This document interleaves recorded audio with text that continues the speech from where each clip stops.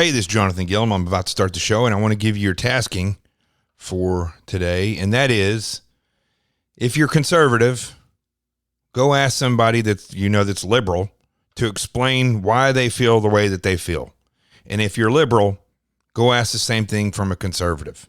Remember, forget about Republican and Democrat. Find somebody who is slow to change, somebody that is not looking for revolution, somebody who wants realistic solutions, and ask them what they feel. And if you feel the other way, if you feel like there should be revolution, or you feel like there's major injustice in the world, ask the other person. That's liberal and conservative talking. I don't think you're going to see eye to eye, but at least you'll be able to see where the other person's coming from. That's basically all we have right now anyway. Let's start the show.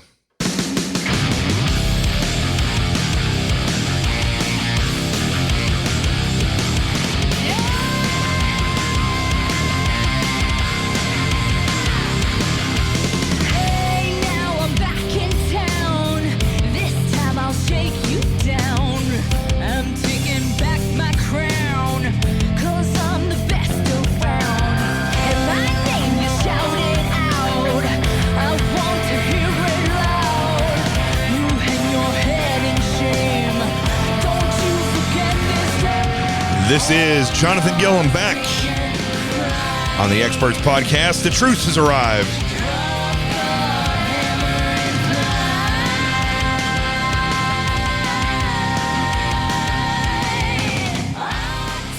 And I skipped Wednesday because I was out spreading the truth. I went to the incredible Patio Pizza.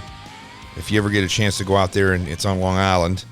And the story behind it with the pizza place is that, the guy that owns it, his name is Guy. He's an amazing guy, and he really is a patriot. And getting to spend some time with him last night and hear about this story was pretty phenomenal, because I really was not familiar when I got out there. I wasn't familiar with the story about exactly what had happened. I knew that the president had mentioned the pizzeria before, and but I didn't know the exact story. But it's in St. James out on Long Island. And apparently what happened was that he had a Trump flag, the MAGA flag, and he had that on the back of of where the restaurant is. And he took it away from the front because they were worried about somebody doing something. So he put it in the back, and evidently some woman saw it. That was I guess a customer. I don't know if she was a regular customer, but she went in and told him that she wasn't going to do business with him anymore because of the flag, that she was offended by it. She was hurt. So then she goes on to Facebook and on this mother's page where she was an administrator for something about women out there on Long Island or whatever it was. And so she soon stirred up a hornet's nest.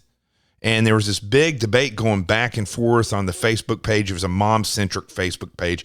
And Guy, and you say his last name, Caligiuri, Guy Caligiuri. That's how you say his last name.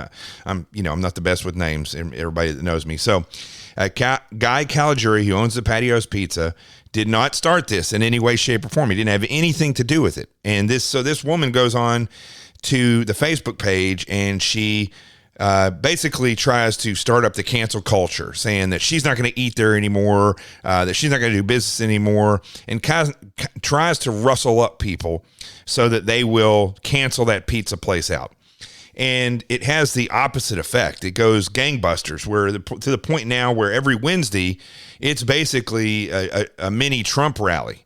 And so that's why I went out there. I wanted to see what it was all about. And luckily, there were quite a few people who knew who I was when I got out there, and they wanted me to say a few words. They'd seen some of my speeches and knew me from the radio and TV. And so it turned out to be an amazing event. And there, several hundred people out there. His business has gone crazy. It's gone up over 100% since this is happening. And the president tweeted out in support of him. That's what really took it to another level. What's interesting about it, though, and I'm going to have Guy on this show. Eventually I'm gonna go back out there and do a book signing. We auctioned off a book last night and he's going to donate the money to Tunnel to Towers, $140 for one book. And that was a spontaneous thing that's going to go to Tunnel to Towers. And I thought that was pretty amazing for the Air Force veteran that bought the book. And I got to sign a few books for some other people out there. And so the interesting thing about it was I came back home, and again, I said, from the beginning of this, I was not really fully aware of the story. I didn't know exactly what had actually happened. But after listening to them tell me the story last night, it really made total sense, because this stuff goes on constantly. And this cancel culture is really not really cancel culture. It's not a cultural thing. This is a tactic to put people in fear of saying what they want to say, or having businesses that express what they want to express. I mean, if you go out there and you put a flag out there that is pro-gay, for instance, and somebody tries to come and boycott you because your business is pro-gay, you're going to get crushed for trying to boycott that, right? Now, if you put up something about Trump, you're going to get destroyed in some places. So it really is a leftist tactic to try and get people and their businesses and anybody who supports the president to just get them hammered and get them out of the way. When I went and looked online, and the first article that it came up was from Business Insider, right? Now, listen, folks, I spend a lot of time looking at what's going on in the news and skimming through these articles. And I'm here to tell you, I've been doing this for years, like going on 5 years now. And I have never, ever, ever seen what is going on now to the extent it's happening, where every single story I read, it doesn't matter if it's at Fox News, Business Insider, The Hill has become the worst leftist. Everything is written, not just with a left slant. It is written as though an activist wrote it. A leftist activist wrote it. And this article was nothing short of that. This article, basically, the way it was written by a Business Insider, see, who's the person that wrote it here? I'm not going to say their name. I don't want to give them any props. But they wrote it as though it was Guy's fault, and the president was stupid for tweeting about it. Guy went on and did an interview on Stuart Varney's show on Fox Business, and that kind of helped it take off a little bit. And then the president saw that and he tweeted about it. But this story is written, and this is where, Guy's story is very important, because what it shows you is if you stand up to these people and you just wade through the storm, you're going to be fine. You're going to be fine. And that's what they did, and God bless them with a tremendous amount of business now. But I think the story behind this, again, I'm always trying to get to these stories, is that when I go and I read these articles about it, they are written in such a way that make it look like the woman who came in there and started all this is a saint. And the very end of the article, where they had to where they quoted her, this woman who they do not name, she says, "We have," quote, 150,000 Americans dead from coronavirus. She said, "Kids are still locked in cages, and yet we focus on something so silly as a pizza parlor. I think he has better things that he could do, probably be spending his time on." She's talking about President Trump. You see, what this idiot doesn't realize is that 150,000 people dead, over half of those are dead because of leftist governors who put COVID positive patients into these elderly clinics. That's the first thing she doesn't even realize, right? I'm sure she thinks, such as Joe Biden's going to be using now, he's going to be using this in his campaign, is that president is responsible for every single. There's now over 160,000 people dead. He's responsible for every single one, and he's going to blame them. He's going to blame the president and the CDC for making the governors put people that are positive into these elderly clinics, and that's just absolutely not true. But that's what Joe Biden's going to say. And that's what Cuomo and many of the other governors have said, that was mandated. It was never mandated by the federal government. It was mandated by these governors, right? So she doesn't know. This is the same idiot that came up there and started this with the pizzeria, which has worked out great for him and not so well for her. She says kids are still locked in cages. None of these people that are talking about these kids in cages understand the reality of what's going on down there at the border. They just clearly skip over the statistics about all of these children being brought in by people that are not family members, these children that are being brought in and trafficked through there, these people that are bringing them in that are criminals themselves, and the ones that are families that are trying to come over, that it's illegal, first of all, that they were bused there from wherever they were from by the same leftists. And what they've done is they've come now, they're milked in with all these criminals and these hordes of people that have come to the southern border for a political maneuver by the left. If the left was really concerned about these people, they would have helped them fill out applications. They would have lobbied the government to try to get that process quicker, developed a better way to get people through the process of becoming a citizen and handing that to the president and saying, we want to work with you on this. We want to help. No, it's not like that. This is just stagehand. This is all this is. This is just smoke and mirrors to make the people on the left furious, thinking that the government and the Border Patrol are just throwing young babies and children and innocent people into cages and holding them there till the end of time. Nothing could be further from the truth. But she links this in there, and so does Business Insider. And she says that this is something, here we are focused on something so silly as a pizza parlor. Well, let me tell you, when I talk to Guy, it's not silly. It's his life. It's his family's life. I'm sure if I all of a sudden said, you're not going back to work. You're not going back to work because I don't agree with you. So never can you have a penny for whatever you work for. And we're going to take whatever you have. And we're going to ruin your life and your livelihood of you and your family. I don't think she would think that's silly. I don't care if she makes minimum wage. She says that the president probably has something better to do, to spend his time on.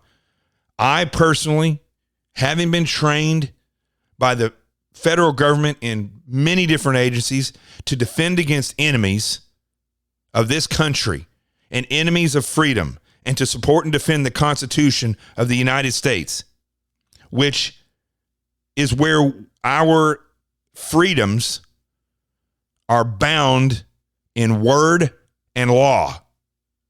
I know nothing more at this point in time more important than to defend and fight against the communist leftist movement.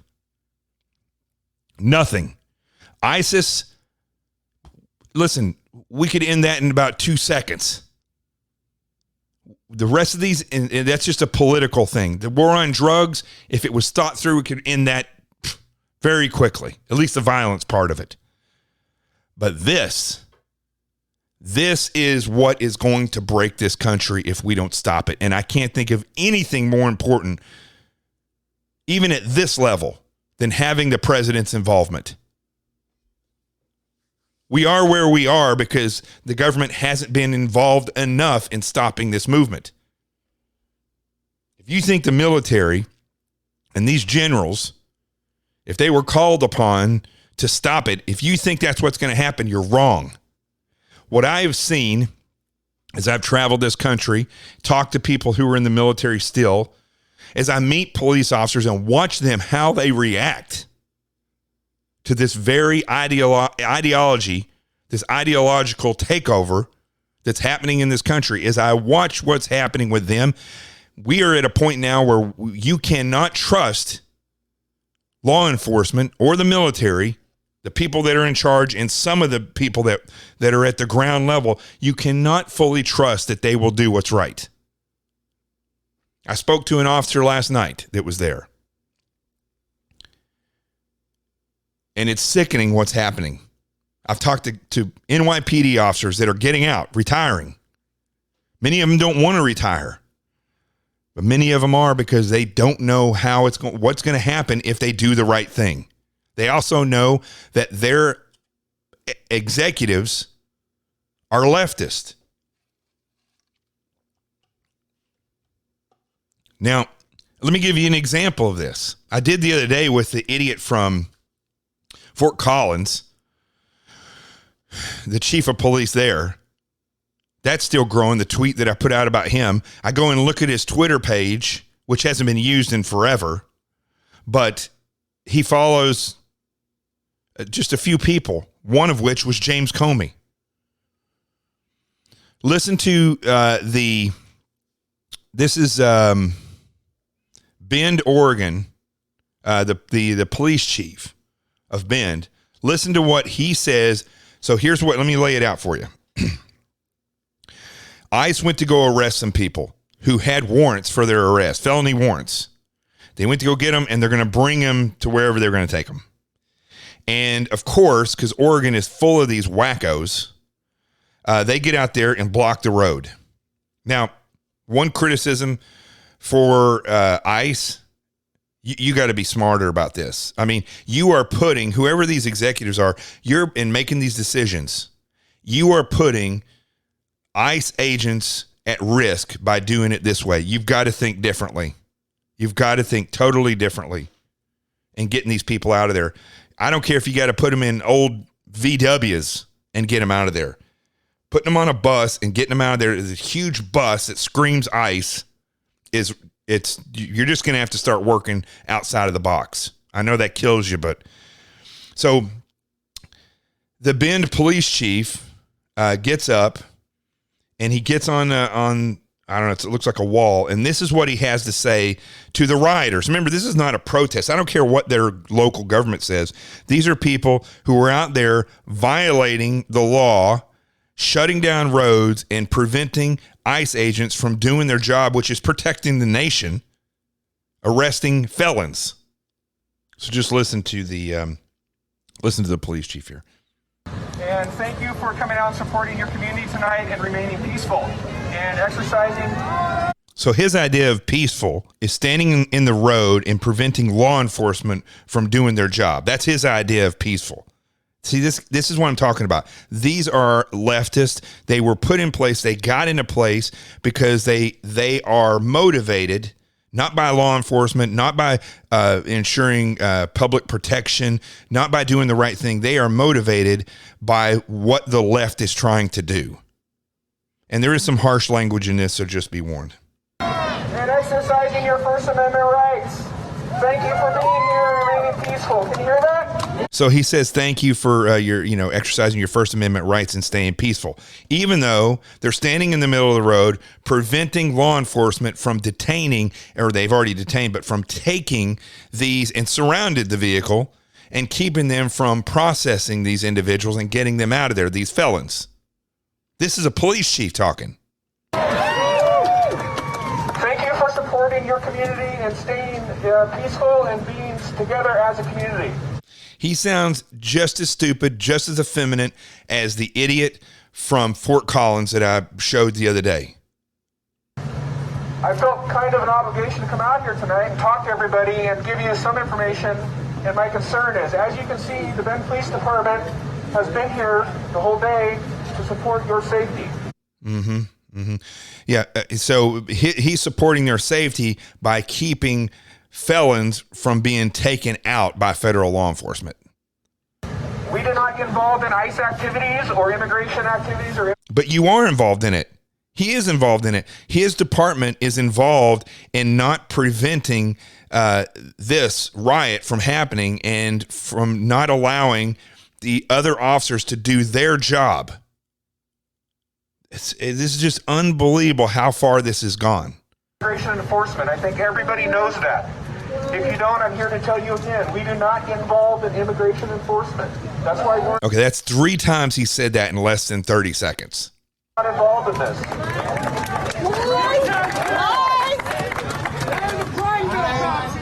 So what I'm telling you right now, though, I want everyone to really hear.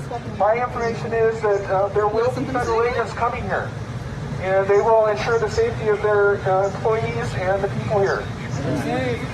So the federal government, he says, is going to be coming out there. They're going to be sending some agents out there, and they're going to ensure the safety of their employees. They're also ensuring the safety of the people who have been detained and arrested.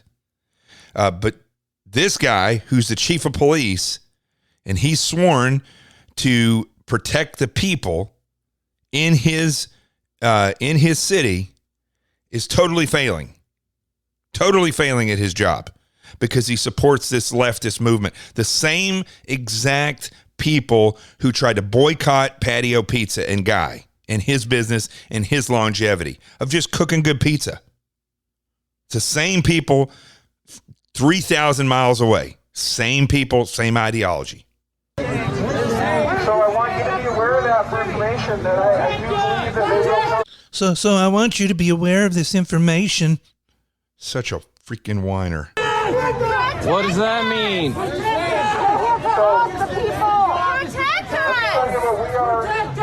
I'm trying to protect you right now to let you know that You're lying to us. You're lying. So, gosh, they're saying, protect us, protect us. You're in the middle of the road, idiot. You're in the middle of the road, and you're stopping law enforcement that's trying to protect you from doing their job. Meanwhile, this guy, it basically is instigating the whole thing because he's not stopping it. He's not getting people off. Listen, when law enforcement doesn't do their job, they can, in fact, be the instigators. It's as if they want to sit back and say, hey, nothing's going to happen to you if you break that window. You know, nothing's going to happen to you. Okay, we get it. You said it 3 times. You don't support ICE. So what are you saying? Do what you got to do? Because that's what it sounds like to me. But these idiots in the crowd don't even realize he's on their side. As a sheriff, you have rights over them, constitutional. This is the best. This is the best. He says, I'm going to play this little part back. He says, as the sheriff, right? You have the constitutional rights. Listen to him. Them constitutionally. Rights over them. Here it is. You're lying to us. You're lying. As a sheriff, you have rights over them constitutionally. As the sheriff, you have rights over them constitutionally. And then somebody says, he's not the sheriff, he's the chief. Here's his response. Where's the fucking sheriff? Like, You're lying. You're dumb. Where's the effing sheriff then? That's what he says. a sheriff could fucking shut this down. And I wanted everyone to have that information. Why are the Prineville police here? Why are the Prineville police here? Answer our question. So see, he gets down. Now he's getting down. He hands the megaphone back and he gets down. Why? Same thing happened to the mayor in Portland who tries to come out there and be a part of this movement. And then they get hammered because they are, in fact, the people in charge. And they're not just totally giving over to the leftists and allowing the leftists to do what they want. Look, the same thing is happening with Joe Biden and Kamala Harris. The same thing. You know, they're not far enough to the left, but they don't see it. They don't even, these people, these radicals don't even realize that Kamala Harris is as far left as you can go. She just covers it up with some cool talk, man.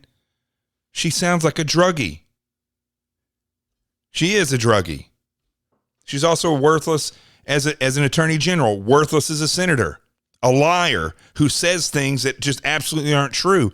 And her and Joe Biden, the stuff that they said to each other while they were debating, only to set that to the side and come out and run together, shows you the reality of the character of who they are. It's the same thing here.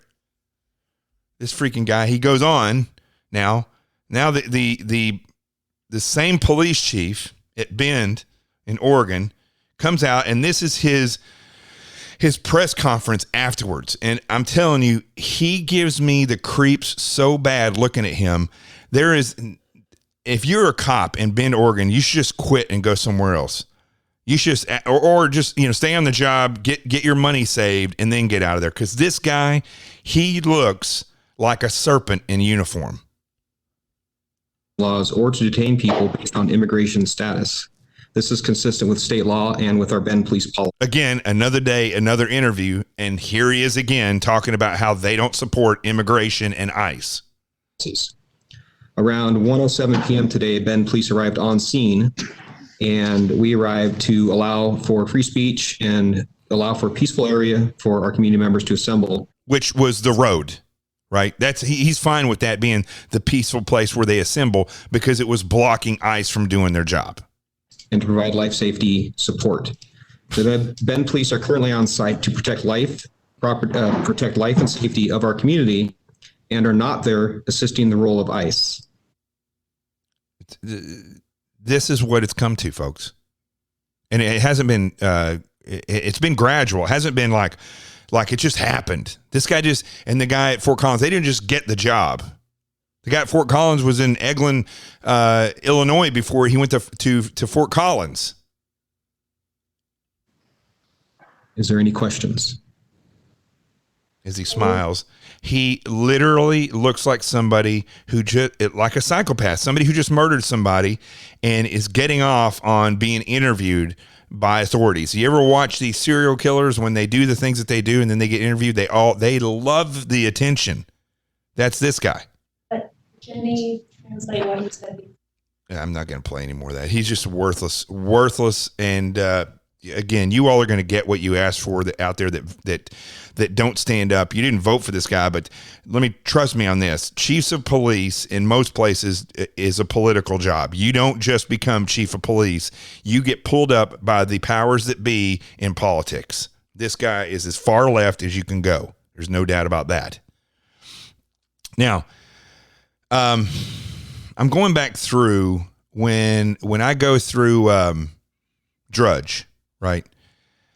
Very, very rarely on Drudge now is there anything that is even remotely conservative. But there was one story today, and I really, to tell you the truth, I don't know the publication. It's called Commentary. I've been on TV with a couple of people who write for this, but I haven't looked at it enough to see if it's a joke or not, to tell you the truth. But there is one story on here. Yes, this is a revolution. That's the name of it. It's by a guy named Abe Greenwald, and it's all opinion. The whole thing is opinion. But the reality is, as this guy goes through and he describes all this, he actually hits on a couple of points that are frighteningly relevant. I'm just going to read a little bit of this. He says, the great unraveling at first consisted of riots and looting under the pretense of seeking justice for the recently killed George Floyd. Now, I'm going to break for a second and just say this, okay? George Floyd was murdered. There's no doubt about it. But George Floyd, like the majority of people who end up getting killed by cops, whether it is a good shoot, a bad shoot, or in this case, choking the guy out to death, almost every single person is involved in resisting police or in a felony when they're killed. George Floyd was no different. He was not an altar boy. George Floyd was not a good guy. He was a bad person with a huge rap sheet, and as was the guy who killed him. He didn't have a rap sheet, but he kind of did because he was a bad cop. And the reason I point that out is because this entire movement or revolution has not been sparked by George Floyd's death, but it's used George Floyd's death and his murder as a way to push the violence forward, right? But they don't even talk about that anymore. Black Lives Matter doesn't even mention that. The leftists rarely mention George Floyd. They still use systemic racism as an excuse, but that's all it is. It's just an excuse so they can get out there and riot and try to tear down the fabric of this nation, just like what I just talked about with these people blocking the road so that ICE couldn't remove felons. They don't really care about those people in there. It's not like I'm sure, with these people being as violent and nasty as they are, that ICE is going after, that if they were just released into their community and those people killed somebody, the community is going to be like, well, why weren't they arrested? Why didn't you lock these people up? This is an outrage. It's just an excuse for the left to move forward. That's it. So getting back to this, okay? Pulling this story back up. The anarchist occupation of a portion of Seattle and a rash of accusations, confessions, and dismissals of individuals who showed insufficient fealty to the new anti-racist paradigm. At the time, extreme policy proposals such as defunding municipal police departments were subjects for popular discussion and debate. Continuing the article. Everyday Americans swapped Black Lives Matter reading lists and strove, however misguidedly, to broaden their conception of racial inequality. He goes, this part is actually laid out quite well. As of this writing, he's saying Portland, Oregon has endured more than 2 months of straight anarchist violence directed at federal buildings and employees. In other cities, New York, Los Angeles, Richmond, Omaha, and Austin, to name a few, mob violence continues to erupt regularly, always connected to cries for justice and sometimes resulting in death. Accelerating the general disillusion, police forces have been successfully hobbled in response to the killing of George Floyd, and the resulting spike in murder and violence shows no signs of abating. All this is absolutely true. Now, what he says next is, it's written in such a way that really does hit home because of the way that these mobs of people, which they really actually are acting. He goes on to say that all the while, armchair lynch mobs have continued to claim the scalps of those who veer or merely stumble on the path to social justice enlightenment. And that's where they turn on each other, these leftists. It is a full-time job of any American with a public presence to bow down before the identity cult. And this is a very interesting thing that he points out, that as for the public, 62% of all Americans, again, these are polls. It's not like they went out and polled 100% of Americans, but according to the Cato Institute, 62% of all Americans now say they're afraid to voice their political views lest they be punished professionally. I mean, I know people who have suffered for this. He goes on to say, leading media organizations, as they did from the start, lend their approval to all of that. And that's absolutely true. Now, listen, this goes on and on. It's a very long article. But what it's pointing out here is that there is, and I had a discussion with somebody a couple of days ago that is a retired police officer. And it was very interesting because I just read this article today, and we had the same exact discussion the other day about this culture that is happening and how and what is actually occurring. And it's interesting because it goes on throughout this article. Obviously, Abe Greenwald and I probably should try to reach out to him and have him on the show. This would be a great interview. He's obviously seen what is happening, and he sees it clearly. But from a tactical perspective, I don't know if Abe Greenwald or any of these other people out there that have not seen the way that you actually plan war, plan battles, use tactics in order to identify the enemy, find their vulnerabilities, exploit those vulnerabilities, and then just basically break them down. Most people don't understand how that works. And I wouldn't call it a science, although it is really a science in how you do that, but it's a skill set. It's a skill that you learn, and it's a tactical skill. Strategic skill set has to do with seeing the overall picture. Can your tactics, can your battles and your battle plan maneuver you to a point where you are overall the winner or overall in control? If you do not have a good strategic picture, your tactics and your battles that you either wage or that are waged upon you will be in vain. That's why when you look at the war on terror, when you look at the war on drugs, when you look at the war on immigration, you don't see a strategic success because they don't have a strategic outlook. They won't even name the enemy, for goodness sakes, when it comes to the war on terror, which is fundamental Islam. They won't even name it. But when you look, for instance, at equal rights, for instance, you say, well, we had to get to a point where women could vote, where people of all colors are accepted, and they are absolutely under the protection of the Bill of Rights and the Constitution. That was a strategic look at or picture of what was needed, and tactically people maneuvered throughout history to get to that point. But there is no, from those of us that are seeing what's coming, There is no strategic plan to defeat what's happening.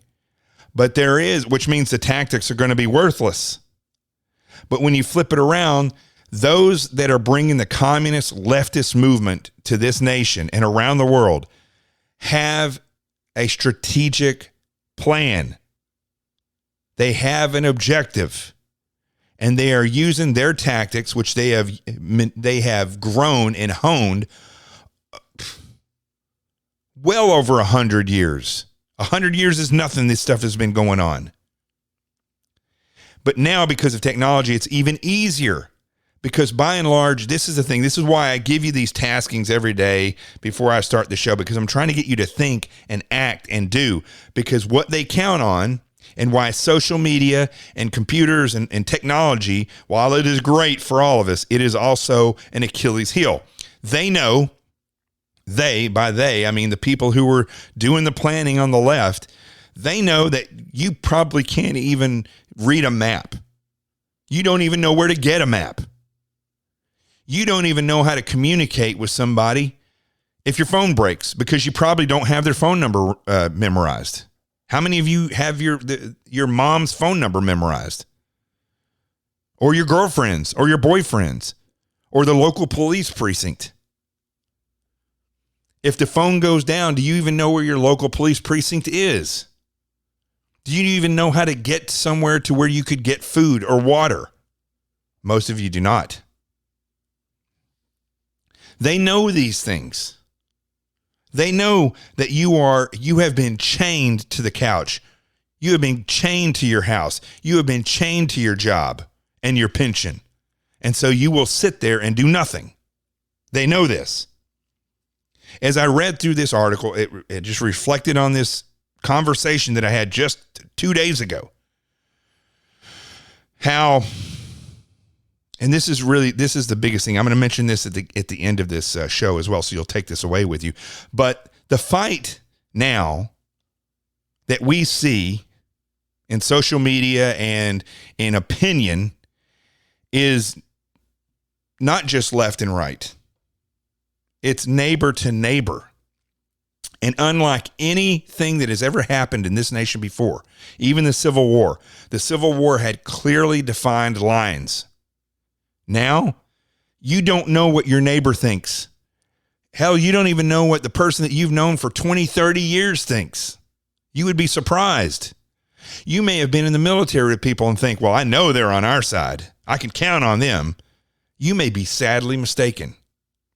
And the war that is occurring right now, as we speak, is neighbor to neighbor. Which means if we ever do go to something where it is an armed conflict, it is going to be door to door. There will be pockets, just like there is now, in cities and in populated areas where there'll be a fight. But you won't know if you've ever watched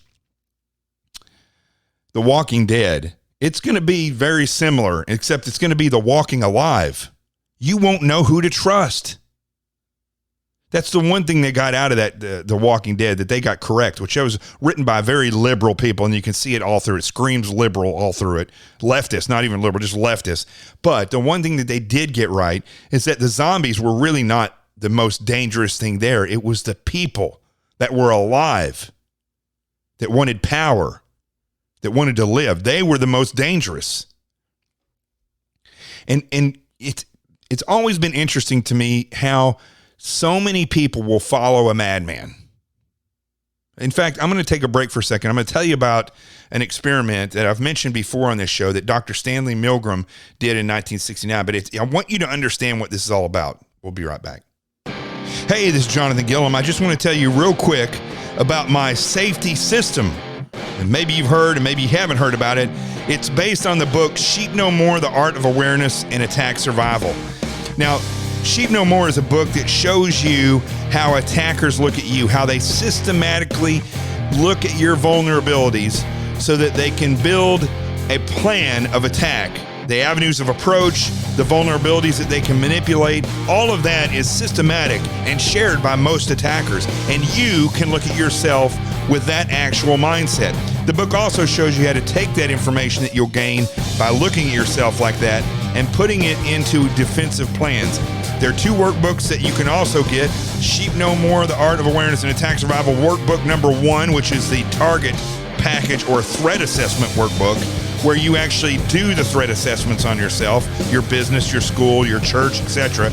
And then the defense assessment workbook number 2, which allows you to take that information and transpose it into real defenses for your life, your business, your church, your school, everything. Along with that, if you have children, The Adventures of Team Little Bigs, a parent's book for children. Now that is a book of all pictures that Danielle Kreiner and I worked together. She's an amazing artist to build pictures that have security and awareness and communication built into them. Now there's no words, it's pictures for children, but you can go to teamlittlebigs.com where the lesson plans are, download those, give the book to the child, and then teach them safety, awareness, and communication skills. Go get them all. Sheep No More, The Art of Awareness and Attack Survival. It's 2 workbooks, and The Adventures of Team Little Bigs, a parent's book for children. And let's get back to the show.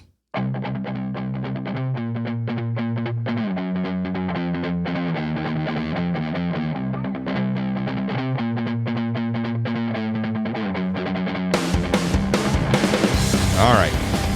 Now, real quick, I just want to tell you about Dr. Stanley Milgram, and I've mentioned this before, but I'm going to mention it again because it plays right into what you're seeing here, okay?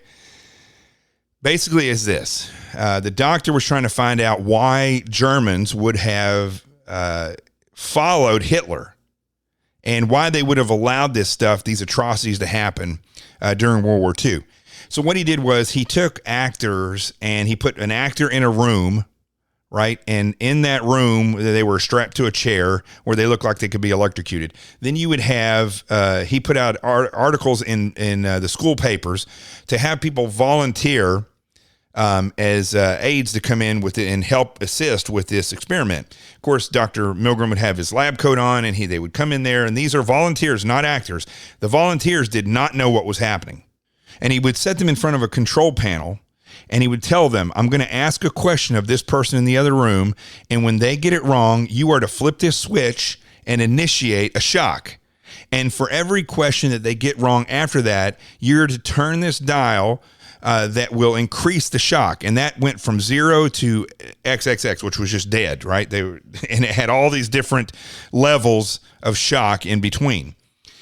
So the people would literally sit there, in some cases would defecate on themselves or urinate on themselves or pass out because they knew they were involved in something that was not good, but they were being told that their grades depended upon this for extra credit or whatever it was. So they would sit there, and the scary part about this is that well over 50% of the people that volunteered for this knowingly took the actor in the other room. They didn't know that was an actor, and they thought they were actually dying, but would take them to death.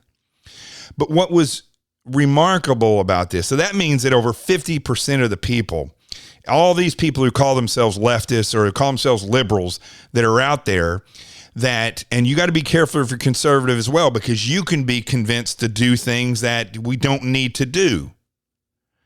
So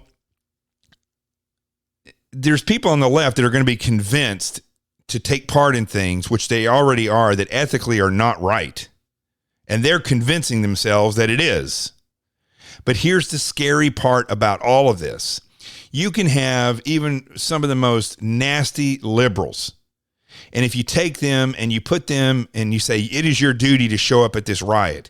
And when they see things happening like bricks mysteriously laid out and people tell them, yeah, pick up a brick and go break that window, they're not going to do it because they don't want to take part in something that's that violent. Okay. There's going to be people that do, according to Stanley Milgram's experiment. Over 50% of the people that you push out there ideologically will take part in this, but there'll be people that won't. But here's where the striking part of this experiment that most people don't talk about lies, in that when he took those volunteers and he removed them from in front of that panel and he said, I'm going to ask the person in this other room. Now he put another actor sitting in front of the control panel. And he said, I'm going to ask the person in the other room a series of questions. And when they get it wrong, I want you, the volunteer, to tell the person sitting at this control panel to shock that guy in the other room. And the behavior and the response by these volunteers completely changed. They didn't defecate on themselves. Nobody passed out or urinated on themselves. They didn't protest. They told the person in front of the keyboard or in front of the control panel, shock that person. They would ask them another question, and they would get it wrong, and the volunteer would say, increase the voltage and shock them again. Because they weren't the ones shocking them. And they were being told to do that by the doctor. So this is the scary part about all this stuff that is happening, is that when you remove the actual participation by the leftist and they sit back and watch what's occurring on TV, they will still defend it. And they will defend somebody like Kamala Harris, like Joe Biden. They will defend the defaming of the president, President Trump, and they will believe what's being said because they are not the person in front that's actually going to battle. They are the person that's removed and now supporting that person and telling them, no, you shock them. It's your job. You do it.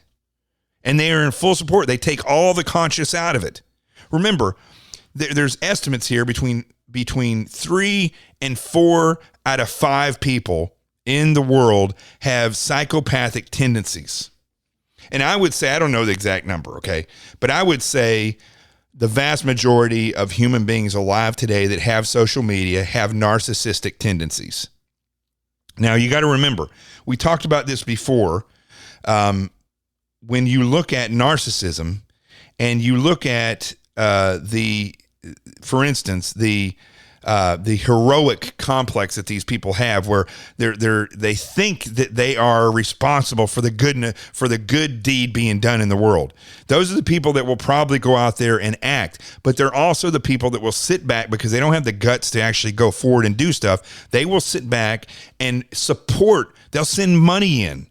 They'll argue with other people on social media saying, no, those are not riots. Those are protests. Or in the case of like what happened in Bend, Oregon, or even better, what happened in Fort Collins, where people supporting law enforcement showed up. Law enforcement is a good example.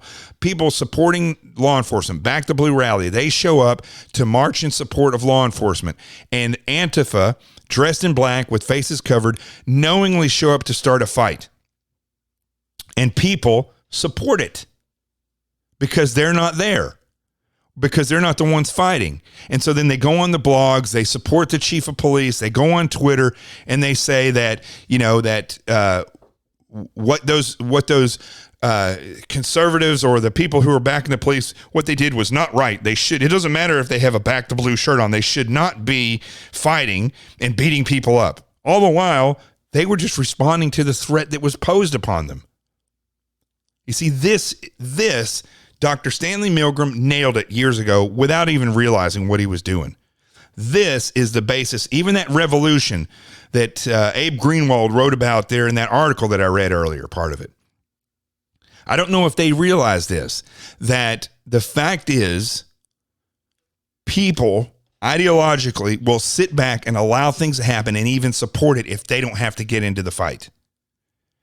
So when I said earlier that the fight is neighbor to neighbor, door to door, it is literally happening behind the door right now. Literally. The most dangerous thing that's occurring right now is that people are being hoodwinked and they believe it so passionately that they will send money and support and actually vote for people who are trying to destroy this country and actually take away from their freedoms. Destroy businesses, destroy cities, and they will still support it.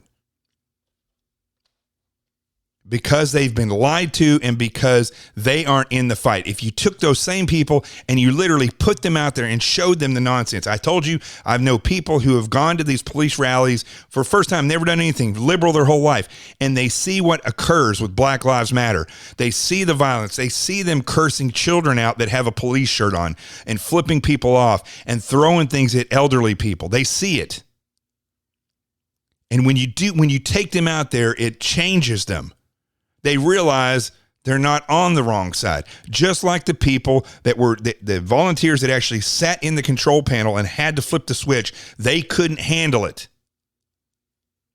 But you remove them from it and they will support it because somebody else is doing those unethical things, not them. And their unethical behavior, it really is, it has a purpose, is what they'll say. This is where the revolution is happening. It's through inaction by the people on the right, by not being able, not having any dialogue, not realizing how fast this stuff is going. And it's happening on the left because people are ideologically bent. They don't understand they don't understand the truth about this movement. They don't understand what they're actually going to and what they have right now. And they are actually participating, some of them on the ground forcefully, trying to burn buildings down with law enforcement officers in it, destroying cities, or they're sitting back and offering money to Black Lives Matter, offering money to these leftist organizations, supporting people like Kamala Harris and Joe Biden, and supporting them. All the while, their plan is to destroy this country. Now, as I mentioned earlier about this civil war,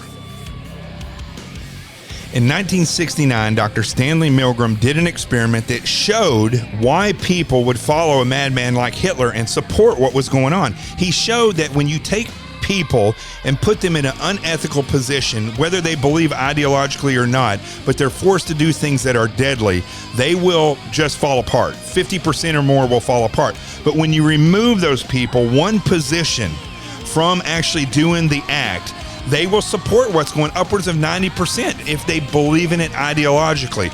That's what's happening now with the left. They don't understand that the Constitution is being destroyed. They don't understand what's happening in the cities where these riots are occurring. They don't get it. But here's what they will get.